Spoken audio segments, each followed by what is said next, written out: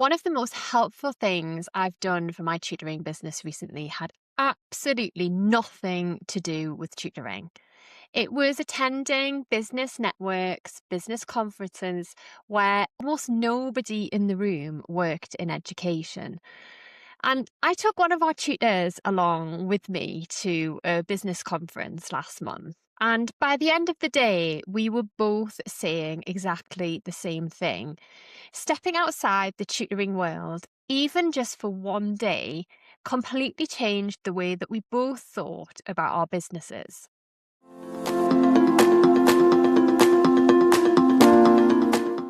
Hi, I'm Jane. And if you're a tutor who's trying to build a business that works alongside your life, not at the expense of it, then you're in the right place.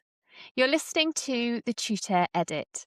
And I started tutoring face to face in local libraries when my son was a baby. And over time, that has grown into teaching international students online and eventually, most recently, building a team of over 60 tutors who now support students all over the world. Each week, I share reflections from my own business and the conversations that I have with other tutors, not to tell you what to do, but just to pass on what I've learned through lived experience so that you can start to make intentional choices about a tutoring business that fits with your real life. Now, last month, I went to an SBS conference. I was fortunate enough to be selected by Theo as one of his winners for Small Business Sunday. And they have a free conference every year, which winners can attend, and you get to take a plus one as well. This year was my first year attending, and I decided to take one of our tutors with us, partly because I thought she'd really enjoy it. We get on really well, but also I think that it's valuable for tutors just to step outside the tutoring world every now and then. When you run a tutoring business, it's very easy for your professional world to become quite small, maybe without even realizing it. And most of the people that we end up speaking to are other tutors. We talk about tutoring. It's all the conversations that we have. We solve problems together. And there is absolutely enormous value in that community. But when you step into a room full of people who are running completely different businesses to you, something interesting really happens. And I've had this experience before. But at this conference that we attended in February, we spoke to accountants, we spoke to online businesses such as marketers, social media managers, product-based businesses. We watched other businesses pitch on stage to receive some funding, which was absolutely incredible to see, just in terms of the practicalities and logistics of a pitch. And being in the audience, it made us realise what works, maybe slight tweaks that we would make if we were ever in that position. And also, we listened to keynote speakers whose businesses had nothing to do with education. And it was absolutely energizing. It was not because we need a magic strategy for our businesses. It didn't give us that. But just because we saw other perspectives and just talking to other business owners about their work opens up your eyes to different worlds. They talked about systems that they had, margins, sustainability, growth. They talked about business in a way that just lifted your head up from the day-to-day tutoring that we can become ingrained in. And when you're surrounded by that kind of thinking, even if for just one day, you start to look at your own business slightly differently. Now, another interesting thing happens when you step outside the tutoring bubble. You have to explain what you do. And that might sound really simple, but actually it's a very useful exercise because when you're speaking to other tutors, they kind of get it. They know what we offer, they know who our ideal client is, but when we're speaking to someone who runs a marketing agency, for example, or maybe a construction company or a product based business, they have absolutely no idea what our day to day work looks like. So you have to explain it, and you have to think about how you can explain your business clearly. And what I found is that it's a really useful muscle to flex because it pushes you to think about your work not just as teaching and tutoring, but as a business that you've built. And I find that personally very useful. Every time I have to do that, I refine what I want to say.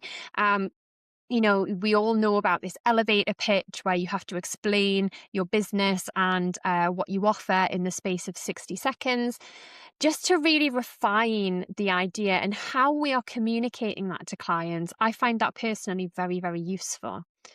And in these kind of spaces, you never know who you're going to meet. And I will stand by the fact that every time I've gone to a networking event, something magical has happened. And the other thing about these spaces is that you can see that magic and you can feel it. Some of the most interesting connections that I've made in my business have come through exactly these environments.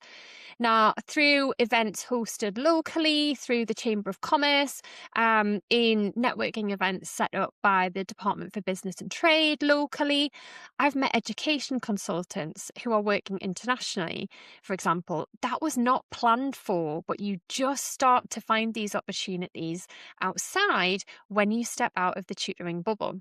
And this happened very recently, a fortnight ago. I attended a local Chamber of Commerce event and I met an absolutely amazing lady who is a PR specialist. And as it turns out, she just lives around the corner from me. We just really connected straight away. I loved her energy. We had loads in common and we met for a coffee. Now, she's also just relocated from Dubai, which means that she has a network of families who are looking for tutors to support their children. And none of these conversations would have happened if I'd entirely stayed in the tutoring world. Now, there's also a very pragmatic side to this that I've just touched on.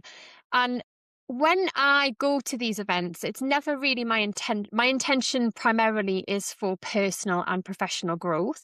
It isn't always necessarily to get business in. I find it useful to have to continually explain my business. It helps me to refine how I communicate that. It helps my mindset as a business owner to connect with people that are from different backgrounds and industries. But there's also a very pragmatic side to this that I've noticed as well, and that a lot of people in the rooms that you will find yourself in are female business owners. And a huge proportion of the attendees are likely to be women running their own business, particularly if you are able to find, like I have, of women in business events. Very often they're mums. And that, of course, is exactly the kind of client that we end up working with. So even though you're not going to these events specifically to find clients, you're very naturally meeting people who may have families, who may actually be your ideal client, and communicating with them, explaining what your business offers.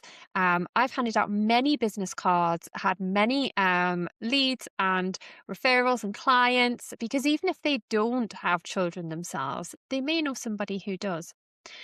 People are having the same conversations around their kitchen table about homework, about school systems, about exams, and they are concerned about their children, as well as being there for business purposes. So that can mean that a lot of the conversations can be incredibly relevant to the work that we offer as tutors. And it's a really helpful reminder that the tutoring world doesn't exist in isolation. We are primarily building relationships with families, maybe with businesses and communities in ways that we sometimes forget about when we stay inside our own professional tutoring bubble. Now, Having said all of that, I do want to balance this by just saying that networking with other tutors is incredibly valuable as well, because those relationships bring something completely different. Other tutors understand the day-to-day reality of the work that we do in a way that people outside of education sometimes don't. They understand how the school year works, how we may work September to July rather than January to December. They understand the expectations that our clients have of us. They understand the emotional side of supporting students. And over time, absolutely, those relationships can become incredibly supportive. And definitely, in my own experience, networking with other tutors has led to referrals when someone is full, maybe, and passes a student on. It's also created an incredible supportive and professional network of people where we can share ideas and perspectives, get advice and guidance, a second eye on what we're looking for, because it can be quite isolating at times.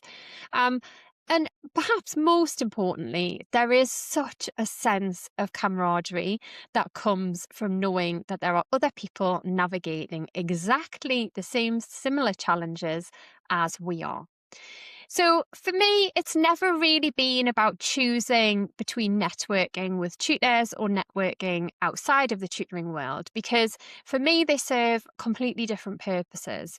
Networking with tutors gives us collaboration, understanding, and professional support, whereas networking outside of tutoring can give you a different perspective, maybe new ways of thinking about your business. And when you have both, it can be incredibly powerful. So, if you take just one small thing from this episode, it might just be this. Look for one opportunity this year just to step outside the tutoring bubble. It could be a local business event, and you can find these on platforms such as Eventbrite, maybe Facebook, ask around your local area. It could be a chamber of commerce networking meeting. They have them regionally, and they've been incredibly developmental for my business in many ways. It could be a conference that you would like to attend that's being held locally. Or it might just even be a conversation with somebody who's running a completely different business to you. Not because you're trying to sell anything, but just because you're trying to open up your thinking in ways that you might not expect.